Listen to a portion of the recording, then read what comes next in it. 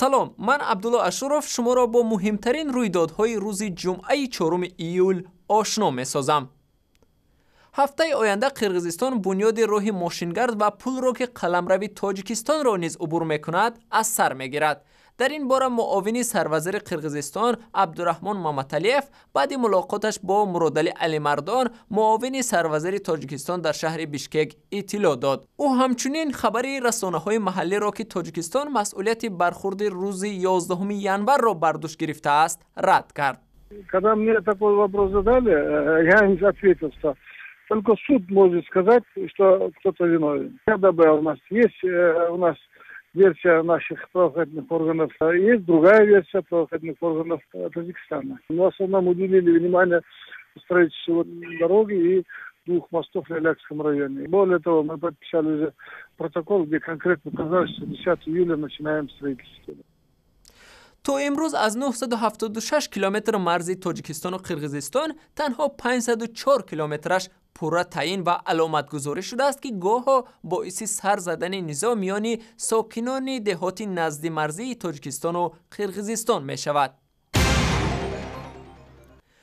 سید مکرم عبدالقادرزاده مفتی تاجیکستان خطاب به آنهایی که به تقویم تهیه کرده شورای علما شک آورده روز 28 ایون روزه نداشتند گفت پس از انجام رمضان یک روز دیگر روزه بگیرند. طی چند سال اخیر میان ساکنان مسلمان تاجیکستان در شناخت آغاز ماه رمضان و روز تجلیل عید فطر اختلاف سر میزند. در پایان موعظه خویش جناب عبدالقادرزاده از مردم خواست تا به نزد ملاهای فریبگر و جادوگر نروند.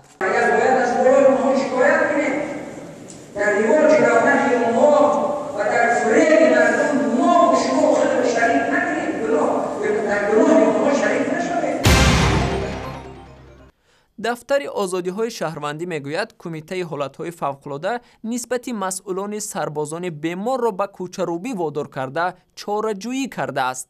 در یک اظهارات سازمان دفتر آزادی‌های شهروندی از واکنش مسئولین کمیته حالت‌های فوق‌العاده تاجیکستان خبر داده شده است که کوچه‌روبی سربازان بیمار را در یک از روزهای ینور مورد انتقاد قرار دادند.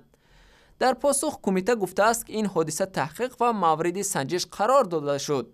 از جوابی رسمی این مقامات به تشکیلات برمی‌آید که نسبت شخصان دخلدار چاره‌های ضروری اندیشیده شده من بعد راه ندادن چنین کمبودی‌ها سفارش قطعی داده شده است میگوید این سازمان. در فرودگاه بین المللی دوشنبه برای بار اول امبولیفت و یا ماشین مخصوص برای حمل و نقل مسافران معیوب و تلترپ نصب کرده شد. در دامی 5 سال اخیر 80% تکنیک‌های فرودگاه نو کرده شدند. خصوصا در دامی 1.5 سال اخیر با طریق لیزینگ از تمام اروپا از مملکت‌های اروپا با فرودگاه ما تکنیک‌های نوترین وارد کرده شدند. تکنیک‌هایی که هم با هواپیما خدمت می‌رسانند هم аэродром ро тоза ва озода менамоянд. Мана дар назди шумо ҳозир амбулист гуфтани як техникаи навтарин оварда шудааст ки ин ба одамое ки пойҳошон кор намекунад, касаланд, ба онҳо хизмат мерасонад. این اقدام در زمینه نوسازی فرودگاه بین المللی دوشنبه روی دست گرفته شده است.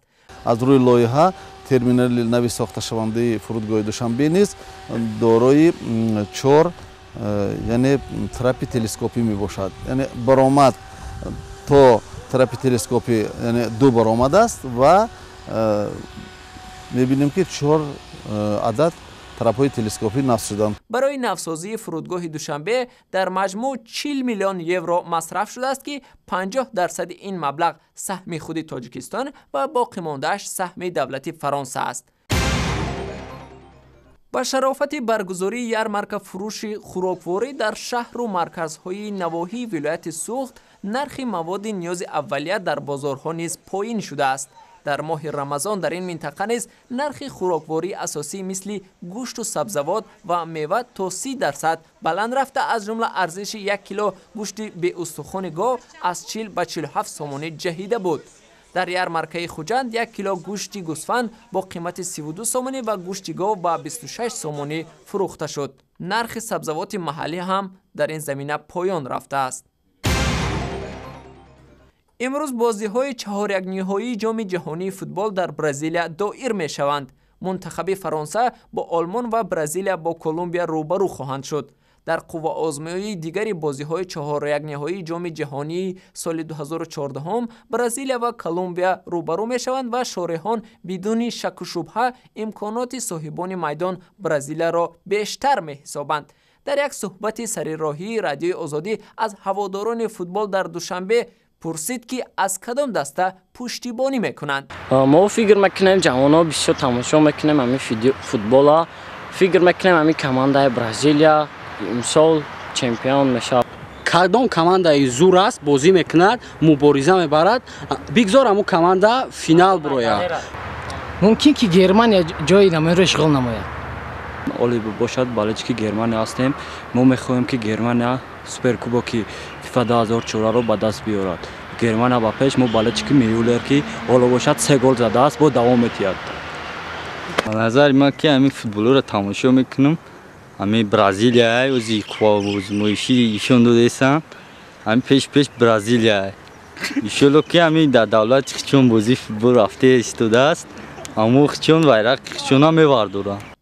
اخبار از این هم بیشتر با عکس و ویدیوهای دیگر در وبسایت رادیوی آزادی، در صحیفه های ما در فیسبوک، توییتر، یوتیوب و هم زمینه مخصوص رادیوی آزادی برای تلفن های همراه.